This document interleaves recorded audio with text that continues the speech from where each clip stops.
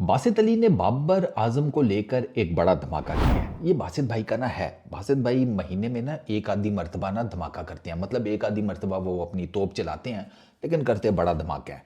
बाबर आजम से रिलेटेड उन्होंने ये कहा है कि चैंपियंस ट्रॉफी में बाबर आजम को ओपन करना चाहिए एंड ही सेड कि मेरी ये ख्वाहिश है, मैं दुआ करता हूँ कि बाबर आजम चैंपियंस ट्रॉफी में ओपनर आकर परफॉर्म कर जाए, क्योंकि उनको ये लगता है कि जब बाबर आजम परफॉर्म कर जाएगा ना चैंपियंस ट्रॉफी में, तो वो ये कहेगा कि मैं पाकिस्तान के लिए खेला, मैंने अपनी हर दिल अजीज़ नंबर 3 की पोजीशन दो। कि बाबर आजम की नंबर 3 की पोजीशन, अभी मैं आपको एक स्टैट बताता हूँ, आपको लगेगा ही नहीं कि ये नंबर 3 पर बैटिंग करता है, आपको लगेगा कि वो ओपनर ही है पाकिस्तान का भाई। ये मैं आपको बताता हूँ वो स्टैट कैसे। अच्छा, तो वो कह देगा कि मैंने अपनी हर दिल अजीज़ नंबर 3 की पोजीशन छोड़ी, मैं पाकिस्तान के लिए चैंपियंस ट्रॉफी में एज एन ओपनर आ गया। लेकिन साथ ही बाजिद भाई ने ना बाबर आजम को और सारे क्रिकेट फैंस को, स्पेशली बाबर आजम के फैंस को छोटा सा टेस्टर भी लगा दिया। उन्होंने कहा कि हो सकता है बाबर आजम चैंपियंस ट्रॉफी में ना परफॉर्म कर पाए तो वो मुद्दा डाल देगा फिर सिलेक्शन कमेटी के ऊपर, बाकी चीज जिसे कह देगा कि मुझे ज़बरदस्ती इन्होंने ओपनर भेज दिया, मैं नंबर 3 का प्लेयर हूँ, मैं कहाँ से एज एन ओपनर खेल सकता हूँ। तो वो उनको ये लगता है कि बाबर आजम ये डॉज भी करा सकता है।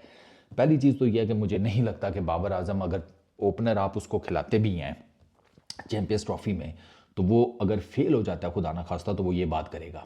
बाबर आजम का पता है मुझे, वो स्टेटमेंट वेटमेंट कोई नहीं देगा किसी सिलेक्शन कमेटी के अगेंस्ट या मैनेजमेंट के अगेंस्ट कि मैं नंबर 3 पर ही खेलना चाहता था, इन्होंने मुझे ज़बरदस्ती नंबर 1 पर या 2 पर भेज दिया, यानी कि मुझसे ज़बरदस्ती ओपन करवाया गया, मैं ओपनिंग करना नहीं चाहता था।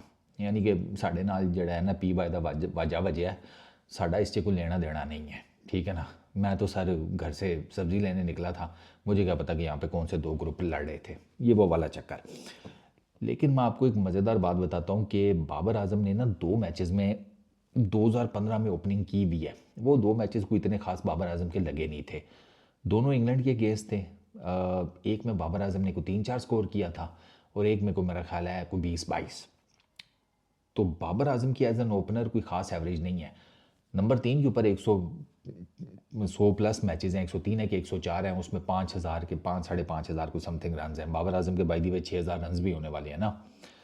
तो बाबर आजम का ना वो जो मैं आपको स्टैट बता रहा हूँ वो ये बताता है कि पिछले 19 मैचेस, और ये मैं स्टार्ट करूँगा 19 मैचेस वो जो एशिया कप से पहले अफगानिस्तान की सीरीज़ हुई थी ना, उससे ऑनवर्ड्स बाबर आजम ने 19 एक मैचेस में ऑलमोस्ट वो एज एन ओपनर ही आया है। मैं आपको बताता हूँ वो नंबर किस किस ओवर में वो आया है, ठीक है। जैसे 0.2 यानी कि पहले ही ओवर की दूसरी गेंद पर वो आ गया, फिर 0.4 उससे नेक्स्ट वाले मैच में पहले ओवर की चौथी गेंद के ऊपर, फिर उसके बाद उससे नेक्स्ट मैच में 1.4, उससे नेक्स्ट में 2.4, उससे नेक्स्ट में 0.2, उससे नेक्स्ट में 1.6, उससे नेक्स्ट में 4.3, उससे नेक्स्ट में 7.6, उससे नेक्स्ट में 3.3, उससे नेक्स्ट में 3.4, उससे नेक्स्ट में 4.2, उससे नेक्स्ट में भी 4.2, फिर नेक्स्ट में 9.1 और लास्ट में 5.3। अब अगर आप हिसाब लगाएं ना तो बाबर आजम पिछले 19 ओडीआईज में जो सबसे लेट आया है क्रीज के ऊपर ओपनर किसी एक के आउट होने के बाद, वो है 9.1, यानी कि 10वें ओवर की पहली गेंद के ऊपर। तो बाबर आजम पिछली 9 इनिंग्स में पहले 10 ओवर्स के अंदर अंदर ही क्रीज के ऊपर था, नंबर 3 की पोजीशन के ऊपर खेलते हुए, तो ऑलमोस्ट ओपनर ही हुआ ना। मतलब मैं यहां पर देख रहा हूं, ये देखे ना, 1 2 3 4 5 6 6, हाँ चलो 6 तो ऐसे हैं कि समझो पहले 1-2 ओवर में ही 6 ऐसे मौके हैं कि बाबर आजम पहले 1-2 ओवरों में ही बैटिंग कर रहा था। तो इससे आप अंदाज़ा लगा लें बाबर आजम भाई ओपनर ही है, वो आपका ओपनर ही है, नई गेंद उसको खेलनी पड़ जाती है। ओपनर्स के साथ आपको पता ही है हमारे क्या मामला चल रहे हैं। तो अगर बाबर आजम को ओपनर खिलाया जाता है तो मेरा नहीं ख्याल कि ये कोई बैड डिसीजन है, पहली चीज़।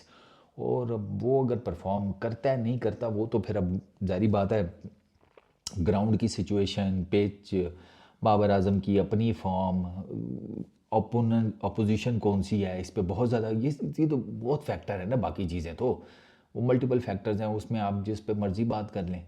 There is every possible chance कि बाबर आजम चैंपियंस ट्रॉफी में परफॉर्म भी कर जाए इंशाल्लाह। भाईजान ओडीआई क्रिकेट उसको सूट करती है, मैंने आपको बताया ना 120 22-23 मैचेस हैं बाबर आजम के, 5900 प्लस उसके टोटल नंबर ऑफ रन हैं, 6000 रन उसके होने वाले हैं, मेरा ख्याल है कुछ 40-50 रन ही पीछे है। और भाई की बैटिंग एवरेज भी कुछ 56 की है, 19 सेंचुरीज़ हैं। तो चैंपियंस ट्रॉफी में तो उसके पास बड़ा फिट किस्म का मौका है, खड़काए सेंचुरीज़ पाकिस्तान की तरफ से ओडीआई क्रिकेट में लीडिंग सेंचुरी मेकर बन जाए। तो आई रियली होप कि बाबर आजम के लिए चैंपियंस ट्रॉफी में as an opener things work out कर जाएं। मुझे काफ़ी उम्मीद है कि कर जाएंगी।